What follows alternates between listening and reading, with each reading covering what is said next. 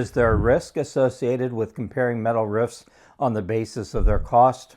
Let's talk about it. I'm Todd Miller with Isaiah Industries, manufacturer of metal roofing, and I am here with another metal roofing education and insights video for architects and contractors. So many of the things that we as consumers buy, bottom line is we look at the cost, and that becomes one of our significant comparison prices in making a decision of one item over another. Well, is that a risk when buying a metal roof? You bet it is. And here's the reason why, because there are so many variants when it comes to metal roofing. There are a whole lot of different options, not just in terms of the product design or style, but also in terms of things like the base metal. Even when you get into steel, you've got galvanized, you've got different grades of galvanized, you've got galvalume steel, you've got different grades of galvalume steel. And then, of course, you've got other metals that also have their own benefits and their own price points, such as aluminum and zinc and copper. Makes it very hard to compare these things by price.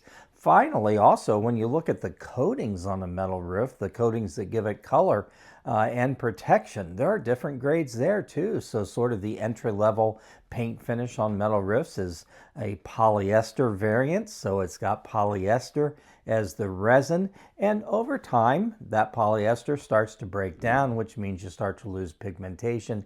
You start to get chalking. The polyester finishes are sold under a variety of names. They may be called modified polyesters, SMPs, but they're still polyester resin. And that compares very stark difference comparing that to the higher grade PVDF, polyvinylidene fluoride type finishes sold under the names of Kynar and Hylar. Those have a much more robust resin in the paint that retains color and doesn't chalk over time. You also want to think about who's the contractor that's installing the roof. How trained are they? How experienced they are? Because do they carry the right insurances, the right licensing? That can certainly have a big impact on the cost of that roof as well. And I'd also think a lot about, is that roof really intended for that type of property? So for example, some metal roofs really were designed for agricultural buildings. Putting them on a house may be a cheap way to go, but it may not be the best way to go.